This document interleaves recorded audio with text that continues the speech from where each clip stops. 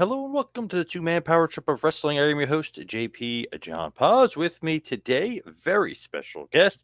He's the designer, an artist, an award winner. He's, of course, worked for the World Wrestling Federation. He is Mr. Tom Fleming. Tom, welcome in. How you doing today?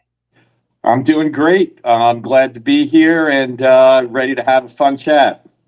What's going on in your world? What have you been up to lately? Oh man, well actually, spring into summer, going through summer into fall is my convention season. So been on the road a lot, doing the comic, sci-fi, fantasy conventions, and have my last one coming up next week, and really looking forward to being in the studio and just painting and getting some artwork done. What are you working on lately as far as some of your painting and artwork? My fun project that I'm doing right now is actually a series of paintings for the characters in the Sandman series, the Neil Gaiman Sandman series. And I'm doing all 7 of the main characters of the Endless in my fine art style. So it's been super fun. I've got 3 of the 7 done, and trying to get the rest done in the next few months. Anything wrestling related that you're up to lately? Lately, no. The last wrestling project that I worked on was I guess right after COVID hit. So probably 2021. I did 23 paintings in 25 days for an NFT project. Unfortunately, the cryptocurrency and NFT market completely crashed right as they were launching the project. And so, yeah, it was an unfortunate kind of an unexpected turn of events, but it is what it is. But I did do everything from Andre the Giant's official NFT to Macho Man, Randy Savage, Kurt Angle. I mean, there's a bunch of them. Pretty big names that I did and it was all officially licensed through the estate if they have passed, or through them if they were still alive. Oh, nice. That's pretty cool. It sucks that it didn't come out, but I mean, it sounds awesome as far as the Yeah, project. it's out there. It's out there, but it's just it didn't have the turnout that we were hoping for because of the crash. When you look at the wrestling business, and obviously it's in the rear view, but how the heck did you get into it? My God, we're going back 30 years or more, but how did you actually get into it? It's as simple as this. I answered an ad in the New York Times. Wow, just like that. Just like that. It was a generic ad. They did not mention anything about being the WWF at the time. No mention of that. It was just a generic ad looking for an illustrator to work in house, and it was in Stamford, Connecticut. I lived in Long Island, New York, and really had very little expectations. And I'm not even 100% sure why I even answered the ad, except for the fact that I was a hungry illustrator that was flipping pizzas, working part-time, at the time, and was pretty much open to any opportunity that came my way. So I just threw like 5 or 6 snapshots into an envelope and sent it off, and got a call back that they wanted to interview me. And who does the interviewing? Like, who do you interview with over there? So I drive. I first off, I had to actually evaluate whether it was worth the drive to Stamford, Connecticut from Long Island, knowing that even if I got the job, was I willing to commute back and forth, and everybody that's from the Northeast knows the nightmare that we call the Long Island Expressway. Oh, yeah. So because of my situation at the time, making $125 a week flipping pizzas part-time, I took the interview and said, well, what the heck, let's go see what this is all about. And drove in thinking it was like an advertising agency or some sort of marketing firm or something like that. And as I walked through the door and went up for the interview, the halls were just lined with all the wrestling posters, the merchandise, images and things like that. And then Tom Platz, the professional bodybuilder, the legend, walked by, and I knew something was up because I recognized Tom being into kind of the Muscle and Fitness magazine and that whole scene. I was more into bodybuilding and trying to get fit and all that kind of stuff than I was into wrestling. But quickly learned when I started the interview that I was indeed at the World Wrestling Federation, not an advertising agency. Now, who was the actual interviewer? Do you even remember? Yeah, the interviewer was my boss, Adriana, who was who I worked for. Kind of became like her right-hand man for almost a half a decade. It was definitely a good 4 years or so. And she interviewed me and gave me like a 2 to 3 day. Actually, before the 2 to 3 day trial in-house, they had me do a painting for one of the merchandise posters for the Legion of Doom. And it was a background for the poster that had to be super realistic. And they were going to superimpose the wrestlers in Photoshop on top of my paintings. So I had to actually do all the little nuances that with the shadows and things like that, so that they placed it perfectly on my painting. It looked like they were actually in the scene, and it wasn't kind of like a weird, unnatural backdrop. So that was the first project. And then once I did that, they were super happy with it. They gave me the 2 or 3 day trial working in the cubicle in the art department. And then 2 or 3 days turned into 2 or 3 weeks. 2 or 3 weeks turned into almost a decade of working there. Now, quick sidebar here. What are the bodybuilders doing there? Is this the precursor to the World Bodybuilding Federation? Like, what was the guy doing at the headquarters? Exactly. That's exactly what it was. It was right at the time when Vince wanted to was doing the WWF, and they started the trying to kind of bring bodybuilding, the entertainment kind of factor that that wrestling had. They wanted to bring that into bodybuilding, and it was like in the real beginning stages. And Tom Platz was a major player in that scene. Now, as far as working there and working in the cubicle, like, what is like the job title? What is the position? Like, what do they call you? Are you just an illustrator, or what? Like, do they call you a designer? Like, what's the actual job title that they give to you? Yeah, you know what? I don't know if I actually had an official job title. Now that you ask, because I was freelance, even though I was working there full time 9 to 5, I was still technically freelance. I would say my title was illustrator / designer.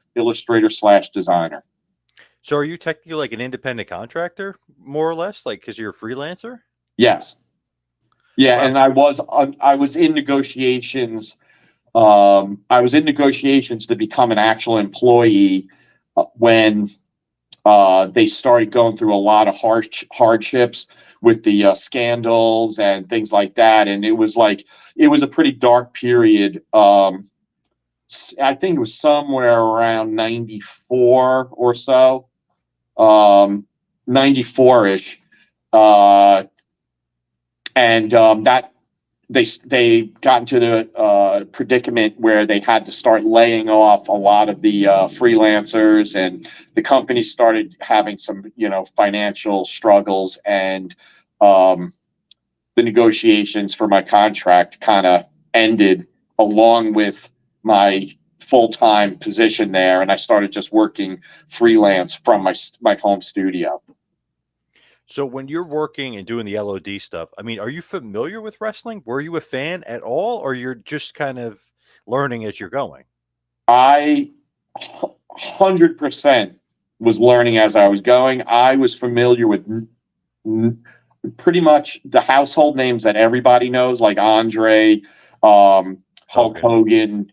I knew who Superfly Snuka was, and probably Sergeant Slaughter, but really, I didn't even know who the Ultimate Warrior was. I didn't know who. I mean, some of the really big names in the business, I was unfamiliar with. I really, I learned almost 100% along the way. So when they throw you in the cubicle, what's like the first thing you're working on? What are you doing? So I've thought about that, and the Legion of Doom poster was definitely the first project, but I did that from my home studio, and kind of drove back and forth to Stanford from New York. And then when I worked in the cubicle, I believe one of the first projects ever was the black and white art for the Undertaker's first T-shirt. That was Wow. definitely very, very early in the game, and I can't remember. I don't think they put me on costume design right away. I think the Undertaker's T-shirt was one of the first. What did you think about that? Were you thinking like, "Wow, what is this? Like Undertaker? What is this? Like, what am I doing here?" Or were you into it? So, yeah, that's the funny thing, because I had no idea who the Undertaker was. They had a massive reference uh, photo room, and when we got assignments, we would go to the photo room and pick out shots that we think would work for the project, this and that, and really, I had no I had no real direct connection with the project. I didn't know who the Undertaker was. I was just acting as an illustrator. Like, okay, they need a pen and ink drawing of black and white drawing that they're going to incorporate into probably Photoshop, or one of basically scan it in and do design work digitally, because I did the illustration at that time, and I was not doing any design work. I was just doing specifically the images of the wrestlers that were going to be used in the designs that the designers did.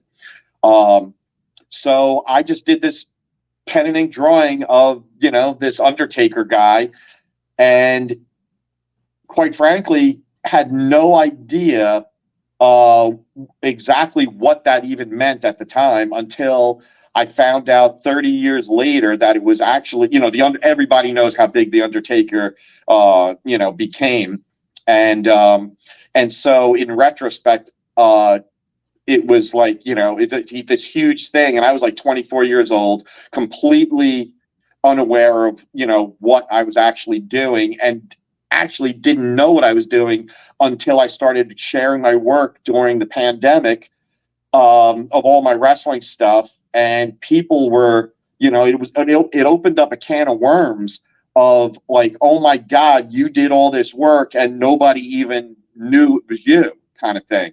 Yeah. Um, to the point where I didn't even know that that was the Undertaker's first T-shirt until the fans started actually pointing that out. It was 91, probably the end of 90, beginning of 91, and and now and now here we are, and I have that feather in my cap that I did the artwork for the Undertaker's first T-shirt. That is amazing. And when you look through some of that stuff, like you're unearthing it, it's like, okay, that's history, that you know what I mean? It's crazy.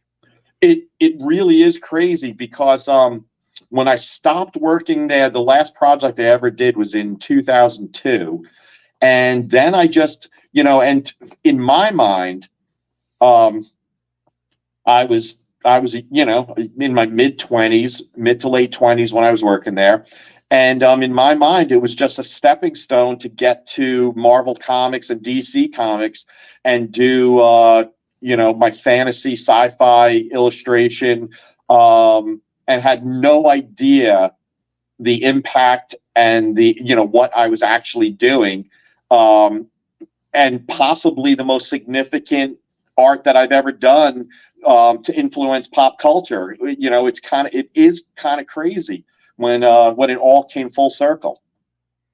When you're working there, right, and you're doing that stuff, you're not even thinking of like, oh, this, this is worth something or this is historical, right? It's just work to you, right? You're going about your business. Absolutely, there was not a thought in my mind that I was doing anything uh, significant in history or anything. There was it was I was thrilled that I was doing art for a living, and that it was somewhat related to what the field that I dreamed about getting into, which was sci-fi, fantasy, Marvel comics type of stuff. And yeah, it's that's the irony of life, is that when you just sometimes things come around unexpectedly, and your achievements are things that are completely unplanned, and that was definitely one of them. I think that lent. I think the fact that I was so ignorant of everything made everything that I did so much more genuine, and I wasn't inhibited, and I wasn't nervous about projects. So everything was just kind of, whatever I did just kind of came out naturally. And my comic book kind of background, I think, really lent itself well to that time in wrestling history. Do you think when you look at wrestling, do you think these are real life superheroes as far as like when you're drawing them? Because to me as a fan, like when I was a kid, like when I fell in love with Hogan, my mom used to, my dad, like, well, you thought he was a real life superhero. Like it's a real person, but he's a superhero. Is that what you think, like when you're doing the illustrations and the designing and stuff? Um, I don't I don't know if I was actually. I mean, there was, when I was doing the drawings, I was very aware of, these guys are larger than life, and uh, drawing and depicting them as a superhero like character, or feel, especially when we start getting into costume design, um, was something that was necessary. So yeah, I guess the answer to that is yes. I wanted to kind of create and depict them as larger than life superheroes. Yeah.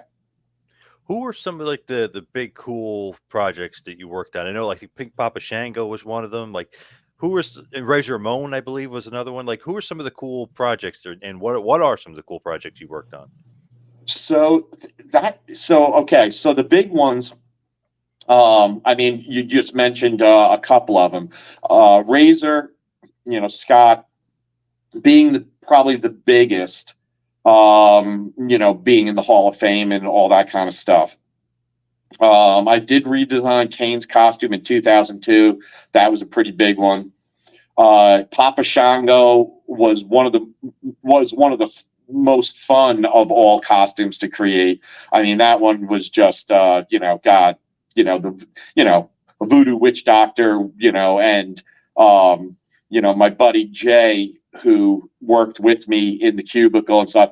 Those are all real bones that Jay collected. He was a really quirky dude, and he brought in a sack of real bones, and everything for Papa Shango's necklace and hat and everything. That was all authentic. Atom Bomb was definitely at the top, one of the top favorites. But then there's the narcissist with with Lex. The 1-2-3 Kid, another really big one. And then there was, Crush. Crush was a pretty big one. Team Angle's sweatsuits I designed in 2002. Mr. America for Hulk Hogan. And then there's a bunch of costumes that I felt somewhat embarrassed and didn't even mention for many, many years.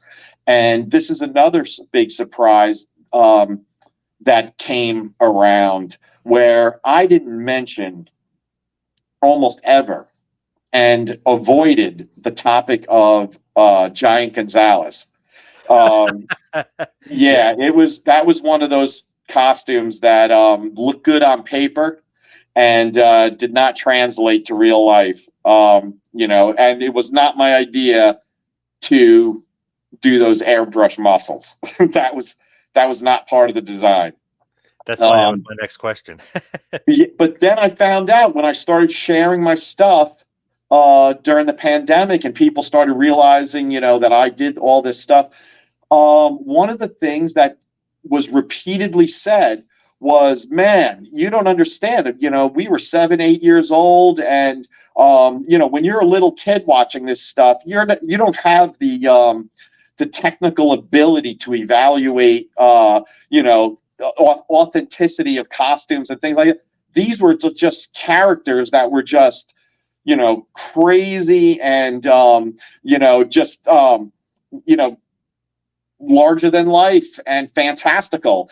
And it had an impact on me. So, people were saying, you've got nothing to be embarrassed about or ashamed about. It's like, some of the costumes translate well, some of them didn't, but it doesn't mean that it didn't have impact to, a certain demographic.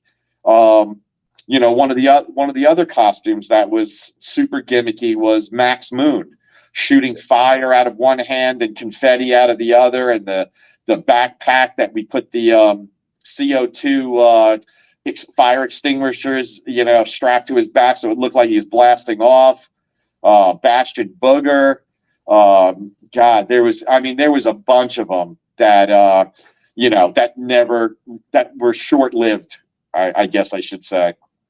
The funny thing is, because I'm a kid at this point, God, when Giant Gonzalez is around, I'm like 11 years old. But as soon as it becomes like an action figure, it kind of like lives forever. So it's not like I'm thinking like, oh, this stinks. It's like, no, I got to get this action figure, and Undertaker needs to beat up Gonzalez. You know what I mean? It's just one of those things where it's like never a negative thought in my mind. It's just like, okay, this is the bad guy, and I'm gonna have this toy forever.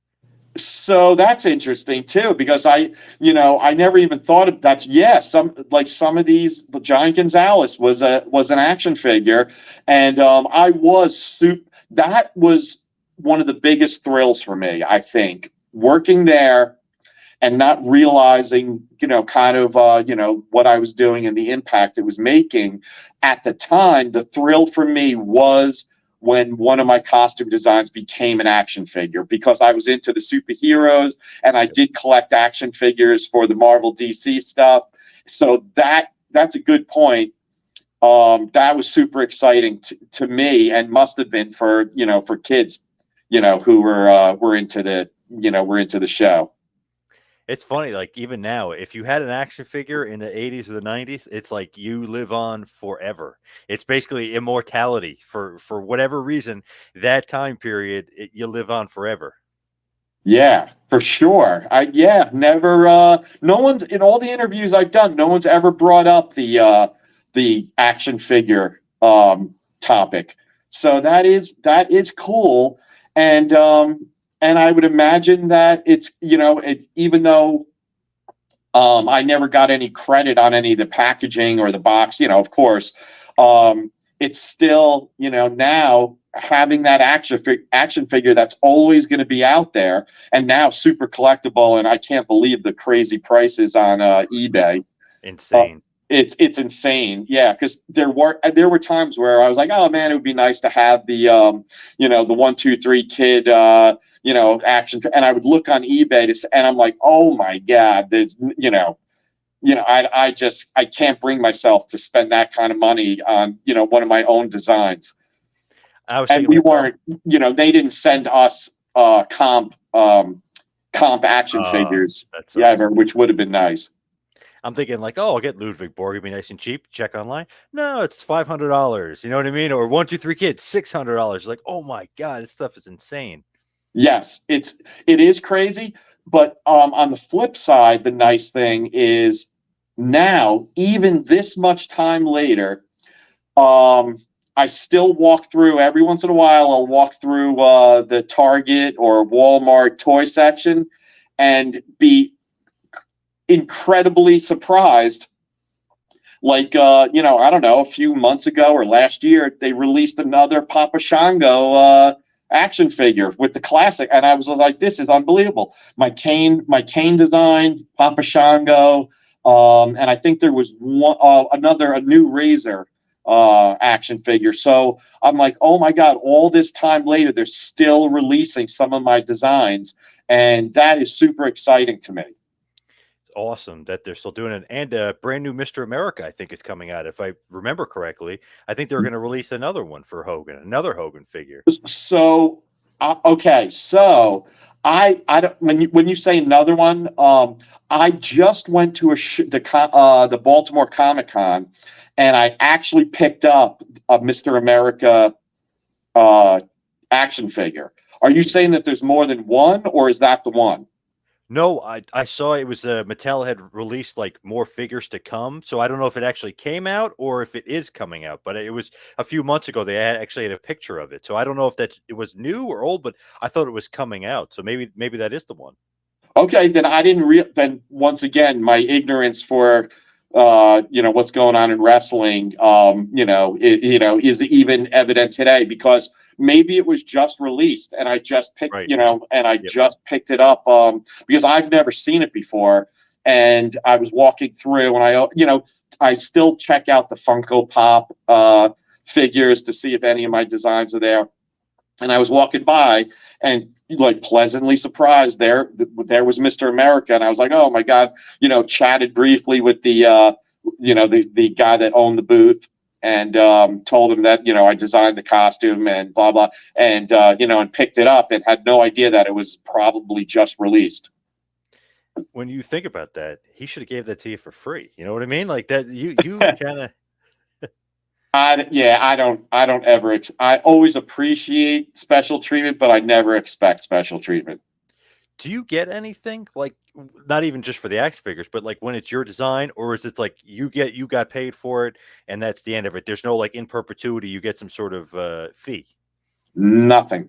I worked by the hour back then, and I collect no royalties, and actually my name is never mentioned, because I mean, and that's it's not like it's a strange thing in comics.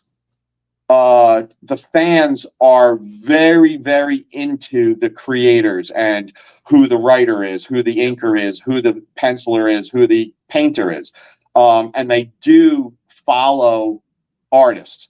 In the wrestling business, it's not like that.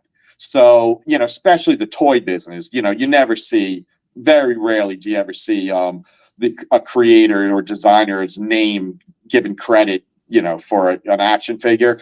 But no, there was no royalties. I got paid back then, and that's where it ends. What do you think about that though? Like, do you think that the name should be on there? Do you think there should be some sort of royalties, or it's not something you think about? Well, oh, of course I think about it. Yeah. When you're 24 years old and you're just trying to make a living, I mean, it is what it is. Now it's like, okay, do I think that I should? No, because I mean, it would be very nice to receive, the credit for the work and the creation that I did. But I was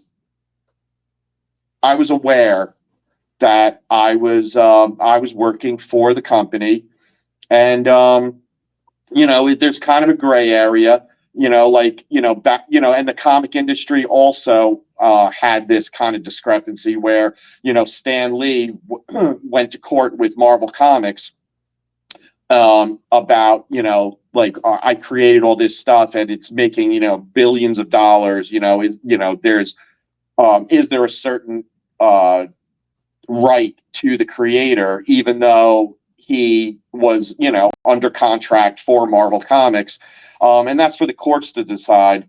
But all I could say is, hey, it would be nice to get the credit at this point, and anything else, any other benefits that come from it would be wonderful.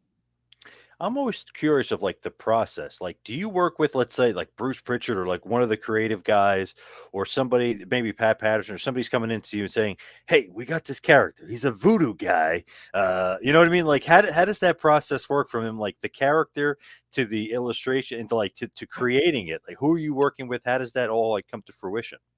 Well, okay, so the process that you just described was probably what happened between the people in the suits, Vince's right hand man, men and women.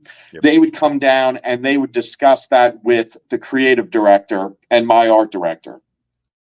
And then it would funnel down to me after that. So I only dealt with Debbie Sergalis at the time. Now she's Debbie Bonanzio, and Adriana Wechsler, who I answered to directly. She was my art director. But pretty much besides doing costume designs and bringing them up to Vince's office for him to review and choose which design that he liked, I only answered to pretty much Debbie and Adriana. Any sort of talking to or any sort of relationship with Vince McMahon or not? Never. The only interaction that I had with Vince, for the most part, was designing the costumes, doing a few layouts for whatever design it was, along with maybe 2 or 3 other designers. We would all go up to Vince's office, lay out the designs. He would start from one end, work his way to the other end, and then choose a design that struck him the right way or that made sense. And you hope that it was your design. And then he would ask you questions about, some of the details of the design and things like that. And then you pack everything up and you leave. And that was pretty much my interaction with Vince, was just the costume design layouts. Very hands-on at that point, right? I mean, Yeah, he's right in it. At that point, it's me, my art director, Vince, and maybe one or two of the other designers. And then it became when they started when Vince started choosing my designs frequently. My buddy Jay, he wound up leaving the company, so me and Adriana really started doing the majority of the costume designs, and it was pretty much the 3 of us that would meet for the reviews. Did you ever like hang out with the wrestlers or meet the wrestlers? Like, say, like Scott Hall, hey, I got to get this Razor Ramon thing. I really want to figure out, who he is and his character, or maybe just watch him on tape or something. Like, how does that work? Okay, so yes, I met and worked backstage with a lot of the wrestlers. As far as interaction before the costume was designed, I think the only wrestler that I interacted with and met before I actually designed the costume was Lex, when he came over.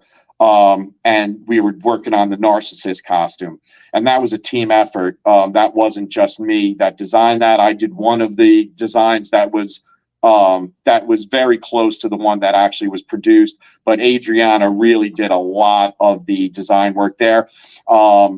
But I did interact with, so one of the stories that I tell about Razor Ramon was that anyone familiar, and the design layouts, the original concept layouts I posted, and they're all over the internet now. Yep. People who really know the history of Razor Ramon know that his first appearance was with long pants and the Yep. spandex, and the original design had him with long pants, and the WWF in Titan Towers had a really awesome gym. And I'd go down to the gym, get a workout in to avoid rush hour. And one night while I was down there working out, Scott Hall came in, and I guess somebody told him that I was the one that designed the costume. And he came over to me and he said, he was probably the most appreciative of all the wrestlers. Wow. That I created at the time, and I'll continue. What I mean by that. But at the time, he came over to me and he said, "Hey, listen, brother." He's like, "I love the design, this and that, but he goes, I've been working way too hard on my legs, man. We got to turn those pants into trunks." And I was like, "Oh, wow, all right. I'll tell you what. I'll do a design with trunks, and we'll take the razor blades and put them on the knee pads, and then and the rest is history." So saying that he was the most appreciative was then, but flash forward 30 years, and when I started sharing all of my work on the Facebook groups during the pandemic, and people started realizing, exactly, what and how much I did. I got a message one day, and it said something to the effect of, "Hey, I see that you've been sharing your work of wrestlers on so and so group. Do you have any paintings of me?" And I look, and it says Brian Clark, and I'm like, "Oh man!" I was like, "It's Adam Bomb," and I was Yeah. like, "This is great."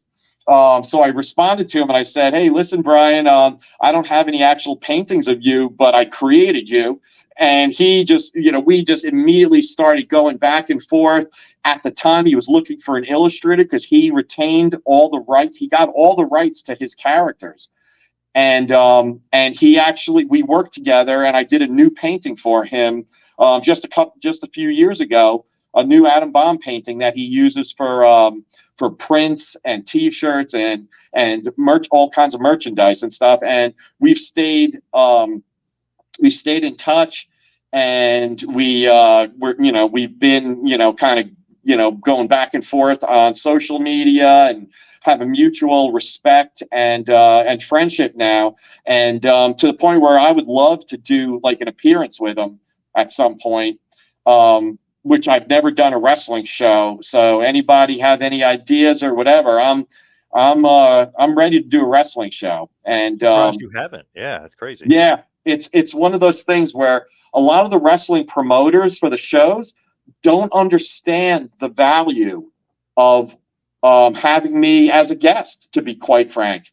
I've contacted a couple of shows, and they it's not like the comic industry where the creators are really put on a pedestal and brought in as guests, and treated. The wrestling shows, evidently, even the wrestlers, everybody just pays for their booth, and you go there, and I don't know, I've tried to explain it to a couple of shows, like, being a very unique commodity of, like, there wasn't many people that that designed, created, and not even just the costumes, but the event posters and the images.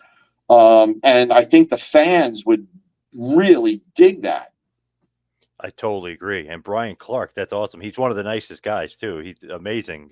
Adam Bomb, very Oh, cool. have you interviewed him? Yes. Yep. Excellent. Yeah. Is he not one of the? Yeah. Not only that, but it's awesome to see somebody make it through, healthy, and he's doing really well, and yeah, super gracious. Yeah, you should be at some of these wrestling shows for sure. I'm surprised you haven't been to one. Yeah, that's kind of shocking a little bit. Sorry, got a little scratch in my throat. Yeah, so I'm ready to go. Do you have some favorite event posters that you did, or what are some of the ones you did? I think Survivor Series '93 probably stands out.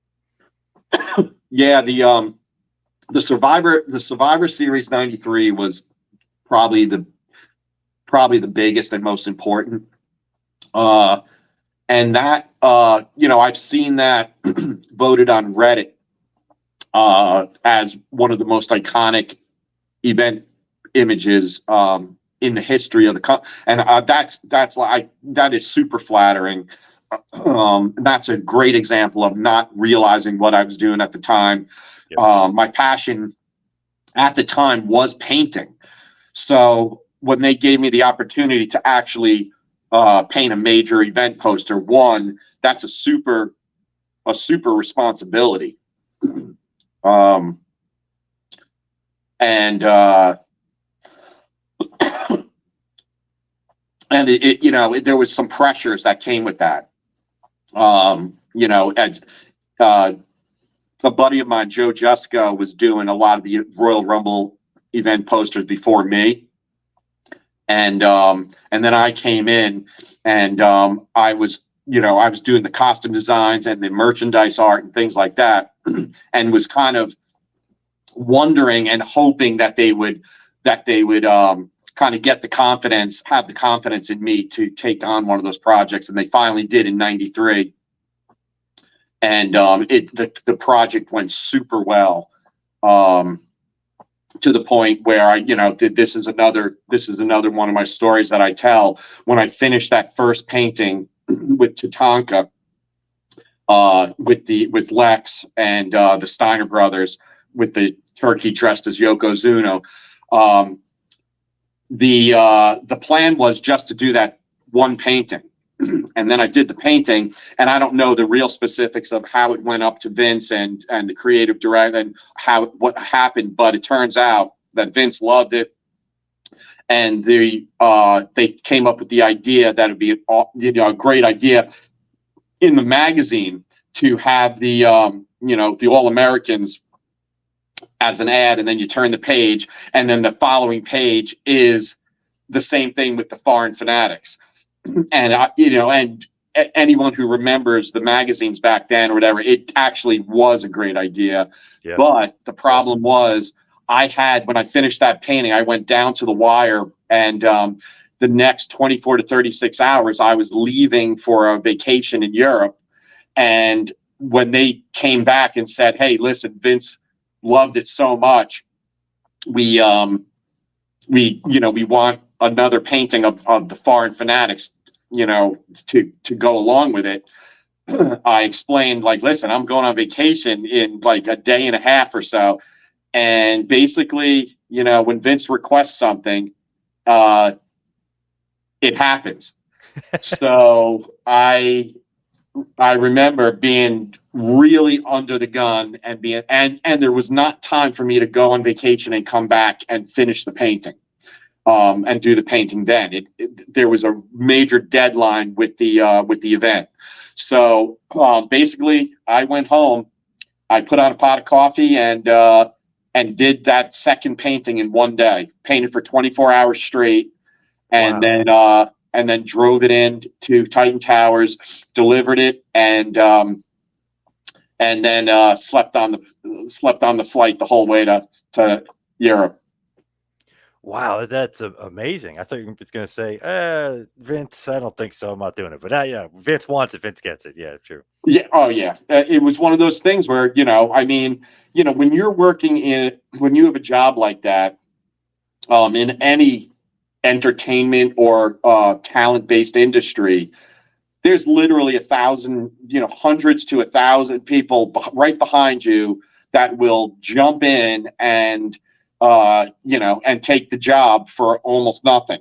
So I've never been a temperamental artist that had to do things my way. And when I work for somebody, it's their project, and I just want to execute the job as best I can for what they want me to do, along with giving my input to what I think, but never having the attitude that that my ideas are more important than theirs. No, they're the boss.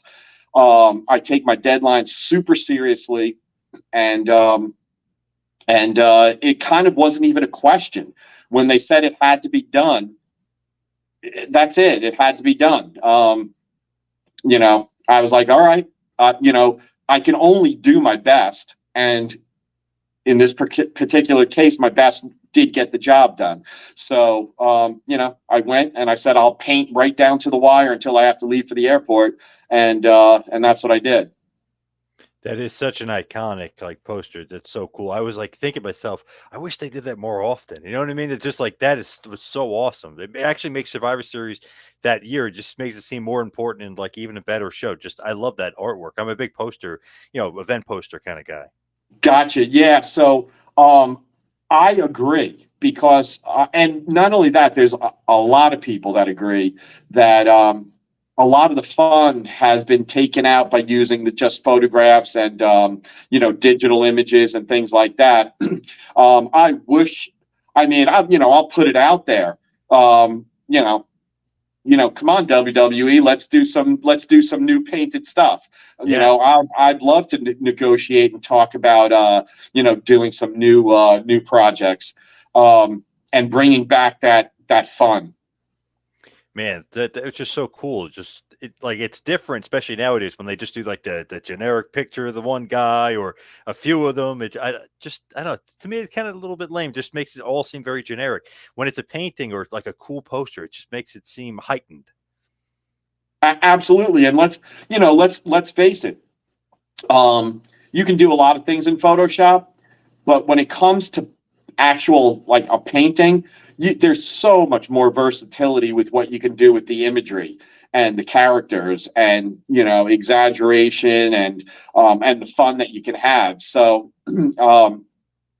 yeah, I can't imagine those pieces for the Survivor Series being done digitally. It would be a very odd thing. To the point where part of that project, besides finishing the painting and then them wanting a second painting, when I did get back to Europe from Europe, by that time Tatanka got hurt, and that's when they decided that the Undertaker was going to take his place on the team, and they did have me do an same exact position that Tatanka was in, paint the Undertaker in that exact position, and they superimposed and brought that into Photoshop for the video cover. Very, very cool. Because obviously there was still a lot of turmoil. Ludwig Borga injures Tatanka. They replaced him with Undertaker. Even the former Fanatics, they changed up their team a little bit. So yeah, it was one of those things where a little bit of influx, a little bit of change. So they give you a little bit more work to do. Yeah, exactly. And I always found it really funny that Tatanka, a Native American, was celebrating Thanksgiving. I didn't even think about that. Yeah. Kind of a bizarre thing. Yes. Weird. Yes. But hey, if that's what Vince wants, right? That's what you got to It, do. it, hey, yeah, nobody said that everything about wrestling had to make sense. That's 100% true. Is that something that you always thought about? Like, all right, this is it's a little bit different. Not everything makes sense here, so I could do some maybe go a little bit outlandish sometimes. Yeah, that was never. I mean, back, now, even now, but back in the day, anybody that knows me knows that I'm not exactly, outlandish, and some of the things that come out of my head and my mouth don't always make sense either. What are some of your favorites? Not only of event posters, but some of your favorite drawings for wrestling. What was like some of your tops? Okay, so the tops. Uh, really, the Survivor Series is one of the top. The Royal Rumble '94, with all the guys coming out of the TV, that's up there. Um, you know, oh geez, I did a painting that was supposed to be blown up 6.5 feet by 13 feet and used as a mural in the lobby of Titan Towers. And there's like 38 wrestlers in the painting, and it was a crazy undertaking. And that's one of my proudest pieces. I mean, it's it's a significant you know, piece of history for the WWF WWE. Unfortunately, it never got put on the wall because by the time that I finished the painting, half the guys in the painting jumped ship and went to the WCW, and Vince got pretty upset and and canned the project. So it never made it up on the wall. Damn, so he was that, not territorial, if you will, but I mean, he was pissed. You don't work for us anymore. I'm not putting you on the wall in the headquarters. Oh, it was crazy. There was, I mean, you know, my memory there, there was times where, things were like grooving with Vince and this and that. And then you would hear, especially with the Ultimate Warrior, I mean, they had such a back and forth thing. And I'm just talking, I don't know the actual details. I'm just talking about a guy that was working in the art department and heard, but one day we were told to take down all merchandise of the Ultimate Warrior, and that no Ultimate Warrior, merchandise or memorabilia should be seen, that kind of thing. Wow. I don't know. I don't know how accurate that memory is, but I do remember that. That seems to be a pretty vivid memory to me. And there's there was times where these guys were in good with Vince, and then they would have falling outs with contract disputes and negotiations and all that kind of stuff. So yeah, you never knew. It was definitely a crazy business. Who was your favorite wrestler that you ever worked with? I mean, would it be Adam Bomb? Would it be Razor Ramon? Or who's like the favorite wrestler? Okay, so at the time, I would have to say, as far as like working and them just leaving an impression of like, oh my God, what a nice guy. Charles Wright, Papa Shango, definitely was up there. Scott Hall absolutely left an impression that he was the most appreciative. I had a brief interaction with Brian Clark at the time when Adam Bomb debuted.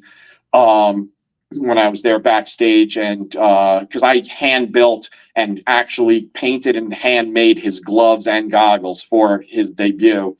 Now I'd have to say Brian Clark is at the top because he's the only wrestler that I'm actually in direct contact with and I can actually call a friend. So, Bret Hart, super nice guy. Who else? Then there was guys that was just business. I actually, so George, Giant Gonzalez, really interesting day. I was responsible to bring him into New York City, and he had to be fitted for a suit for one of the late night talk shows.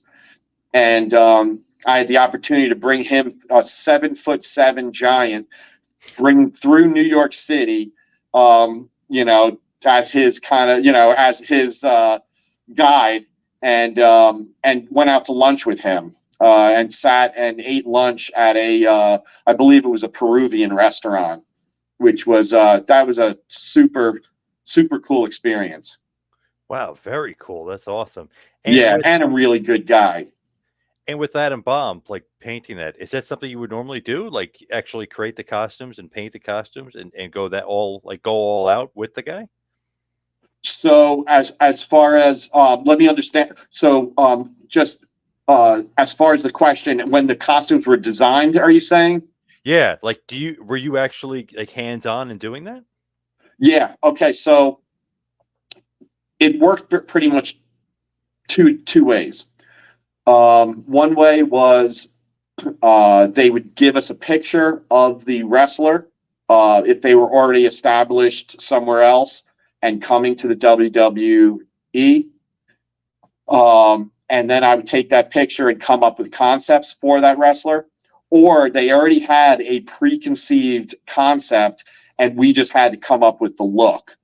Okay. And the designs were done, drawn in pencil, then brought into the copier where it would turn into and then kind of black pen and inked, and then colored with markers, mounted to black mat board, and presented to Vince. So it was they were not supposed to be great pieces of artwork. They were just concept sketches to show the idea of the design. It wasn't supposed to be like a great painting of the wrestler or, depiction of the wrestler. It was just for the just specific concept to see if Vince liked the look. Gotcha. So as we head towards the finish here, we wind it down. What are you up to next? What's next for you? Well, see, I would love to say, I mean, right now I'm doing I'm doing a lot of Marvel trading cards and, plans to connect with more editors to do comic cover work. I'm also doing my own series of paintings, like I mentioned earlier, of, the Sandman series. But I would love to add wrestling back into the schedule and start doing some new projects. I with the caveat of they need to be pretty big projects. Coming from the WWE or another company. Because to be quite honest, I'm not 24 years old anymore, and I'm a bit choosier, a bit pickier with my projects. But I would love to do wrestling shows. I would love to meet the fans face to face. I have not been able to do that in a large capacity. There are many wrestling fans that do show up, and wrestlers do make appearances at the comic conventions and the media shows. Like GalaxyCon that I do in Richmond and GalaxyCon that I do in Raleigh. They often have a decent amount of wrestlers, and I was able to actually reintroduce myself to Lex fairly recently this past year, and Scott Steiner, and we got to kind of talk about the old days a little bit before the show started. But I would love to work with the WWE again and do wrestling shows. So, it's I'm open to opportunity.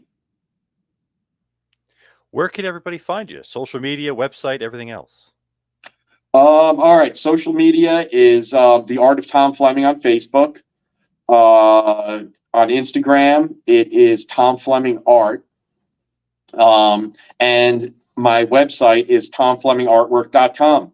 And I have wrestling stuff on all of those, all my social media. I posted my wrestling stuff. And my website has a whole section of wrestling and some original artwork that I still have, along with prints, signed prints that I have of all the costume designs, all the way down to the licensing catalog images that I painted for the WWE. Yeah, your website's awesome. I love going on there and looking at some of the old wrestling stuff. That's really, really cool stuff. I love that. Oh, cool. Thank you. Love that era, of course. I mean, that's the best. It was a super fun era, and I wish a lot of people say that to me, that it was the golden age, and they wish they would bring that fun back. So let's do it. Yes, Tom. Thank you so much for all the time. Really appreciate it. Oh, absolutely. Anytime, as long as my schedule works, I love sharing the stories and putting my WWF WWE experience and and the goofy stories and stuff out there.